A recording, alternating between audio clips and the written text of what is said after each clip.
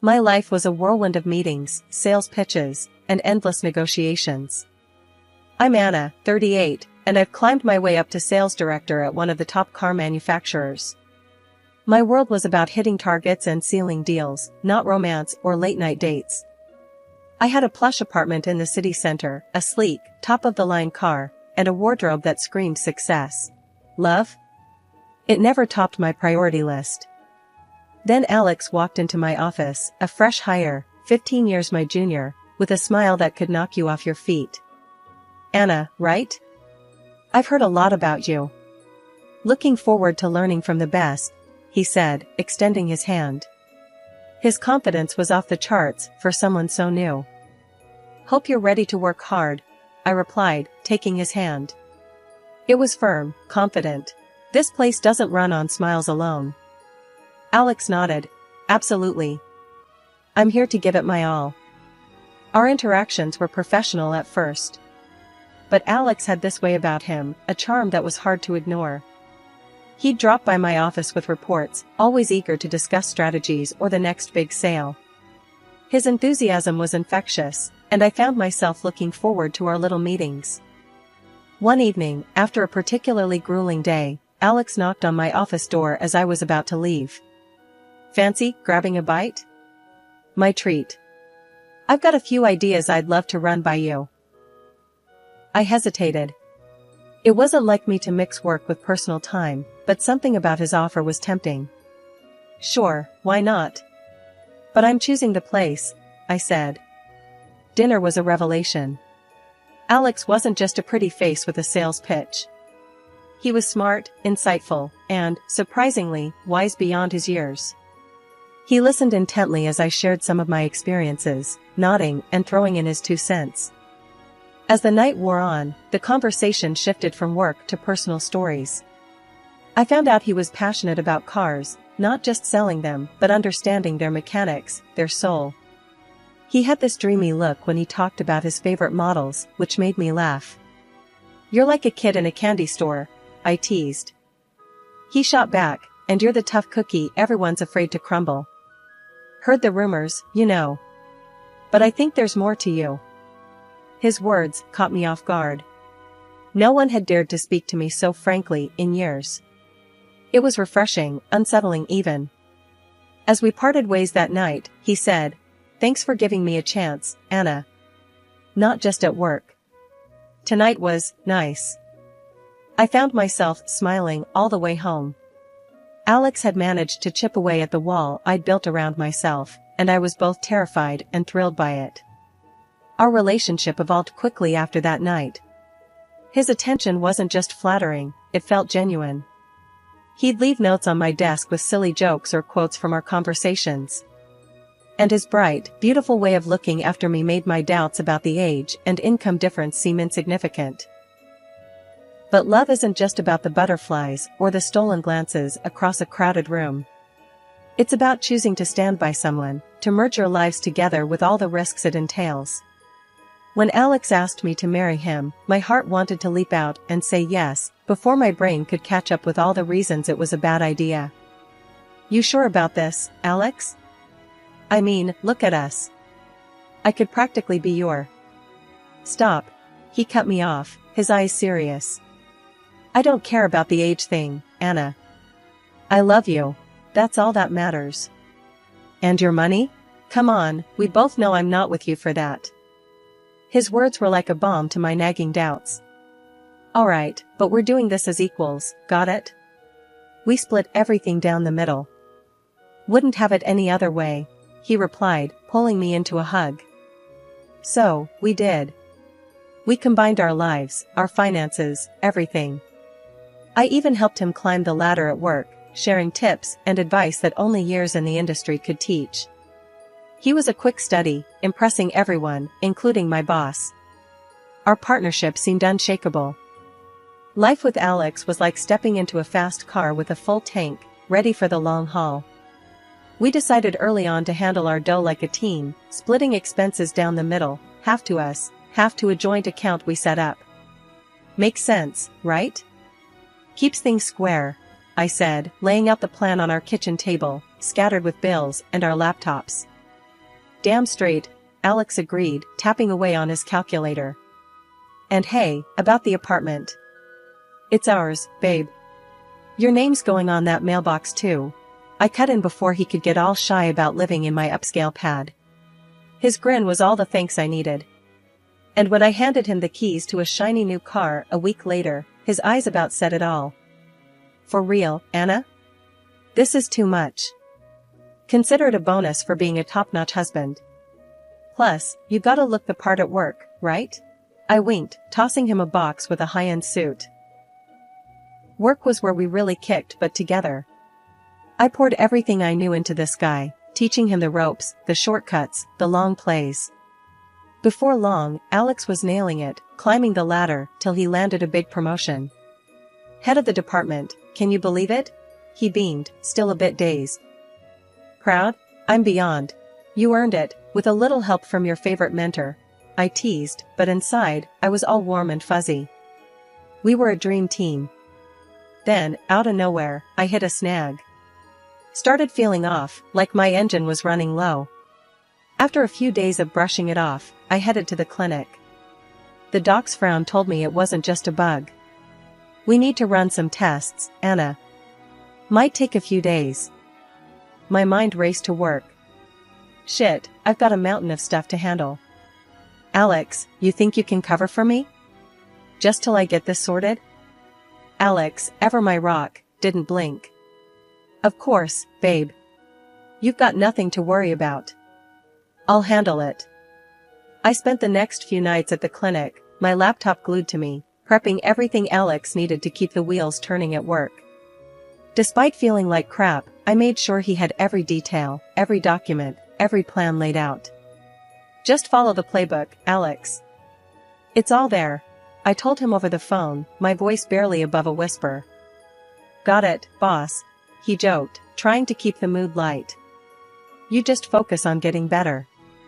I've got this. But as the days stretched out and my return to work got delayed, I leaned on Alex more and more. Each call, each email, I could sense he was feeling the pressure, but also thriving under it. You're doing great, Alex. Just a bit longer, I promise, I reassured him, but the guilt was gnawing at me for dumping this on him. Don't sweat it, Anna. We're in this together, right? You'd do the same for me, he said, and I could hear the smile in his voice, mixed with a hint of something else. Pride? Excitement? Hard to tell. Back on my feet and back at work, I barely had time to catch my breath before my boss called me in. Anna, you've been away. Alex stepped in, and, well, he nailed it. He started, not beating around the bush. I braced myself, expecting a pat on the back for training him so well, but instead, I got sucker punched. He's taking over your position. You'll be moved to a different department. Lower profile, he finished, avoiding my gaze. I was floored. All the work I'd poured into those negotiations, every strategy, every word of that winning speech, was mine. Yet, here I was, getting sidelined in my own game. But, I laid the groundwork for that. It was all me, I wanted to scream. But I bit my tongue, thinking of Alex's career, his pride. Understood, was all I managed, my voice a mix of defeat and disbelief. Coming home, I found Alex, all smiles and victory. Heard you got the news. Babe, I'm so sorry. I never meant for this to happen, he said, but his eyes didn't match his words. They were dancing, celebrating. Yeah, sorry, doesn't quite cut it, Alex. This was my deal, my job. I shot back, anger bubbling up. Hey, let's not get nasty. We're in this together, right? He replied, his tone too light, too dismissive for the bomb he'd just dropped on us. That's when the dynamic shifted. My paycheck shrunk, while his ballooned. And with the money came a change in Alex. He started throwing around words like breadwinner and freeloader, stinging me every chance he got. I tried to shake it off, remind myself of the man I married. He loves me, this is just stress talking, I'd tell myself, but the doubts were creeping in. Then came the nights he wouldn't come home, the excuses so thin you could see right through them. Working late, babe, big deals on the line. He'd text, but the silence of the house screamed the truth. Finally, I'd had enough. We need to talk, Alex. This isn't working. Where the hell are you every night? I demanded, cornering him one morning after he'd sneaked in at dawn. Oh, come on, Anna. You should be grateful I'm still here. A guy like me, with options? He threw back, his arrogance filling the room like a bad smell. That was the moment I knew. The man I loved, the partner I trusted, was gone, replaced by this stranger, spewing insults and taking me for granted. Every day at the office turned into a nightmare faster than I could have ever imagined. My work, my ideas, everything I had poured my heart and soul into, were now being presented under Alex's name. He had compiled an extensive report, a masterpiece of all my projects, and handed it over to the board as his own. The revelation was a gut punch, leaving me winded and betrayed. The board's decision was swift and merciless. Anna, we're letting you go, they said, their words clinical, detached. Your performance has been lacking. The irony of their words, considering my work was flourishing under Alex's guise, wasn't lost on me. I was being fired for failing to perform tasks I hadn't even been credited for. Shell-shocked, I returned home, a storm brewing within me. Alex was there, humming some tune, oblivious to the bombshell about to drop. We need to talk, I stated, my voice ice-cold, cutting through the pretense of normalcy. He turned, that familiar smirk playing on his lips. Sure, what's up? It's over, Alex. I know everything. How you claimed my work as your own, how you got me fired. I spat out, each word laced with venom. For a moment, his facade slipped, revealing a flicker of guilt, but it was quickly replaced by defiance. Oh, come on, Anna. You're being dramatic. I just played the game better. Played the game? You backstabbed me, Alex. You destroyed my career for your gain. My voice rose, a crescendo of anger and hurt. He shrugged, that smugness returning. Look, Anna, I got tired of always being the second fiddle. I saw an opportunity, and I took it. This was about survival. About advancing. You would have done the same. I was aghast. How dare you? I would never do what you've done. I brought you into my world, taught you everything, and this is how you repay me? Alex's response was cold, calculated. You're just upset because you're not on top anymore. Face it, Anna, this is how the world works. I'm just better at it than you. The finality in his voice, the outright dismissal of our history, our love, was the last straw. I want a divorce, Alex. And you need to leave. Now. His laugh was bitter, filled with a disdain I'd never heard before. Fine by me. I was getting bored anyway. You think you're the only game in town? I've got prospects, Anna. Without you holding me back, I'll reach heights you couldn't even dream of. Watching him pack, a part of me wanted to scream, to rage, to make him see the magnitude of his betrayal. But another part, a quieter, more resigned voice, whispered that this was the end of a chapter. A painful, brutal conclusion to a story I thought would have a happier ending. After discovering the betrayal, I didn't waste a second. The shared account we had was bone dry. Alex had cleaned us out, transferring a whopping $320,000 to his account. The shock of it nearly floored me, but I wasn't about to let him get away with it. I reached out to a lawyer, someone known for not playing nice when it came to dirty games like this. Sitting across from my lawyer, I laid it all out. He took everything, every damn cent. Can you believe that? I said, my anger boiling over with each word. The lawyer, a no-nonsense type with a reputation for being a bulldog in court, didn't even blink. I've seen worse. Let's go after him. You're entitled to half of that money at the very least, he declared, already flipping through the legal texts with a predator's grin. So, we sued. Dragged Alex and his sneaky theft into the glaring light of a courtroom. The process was grueling, dragging my already battered heart through the mud, but it was worth it. The court didn't have any patience for Alex's flimsy defenses. He claims he earned that money. my lawyer scoffed during one of our prep sessions, shaking his head in disbelief. But we've got the bank records, the documents. He's going down. And go down he did. The judge saw right through Alex's act and ordered him to cough up $160,000. It wasn't about the money, not really. It was about drawing a line, showing him he couldn't just trample over me and walk away scot-free. With the lawsuit out of the way, I pushed forward with the divorce. I was done, completely and utterly done. I want my name back, I told the lawyer. My life back. The divorce papers were a mere formality after the legal battle we just won. I watched as Alex signed them, his face a mask of defeat. Anna, can't we? He started, but I cut him off.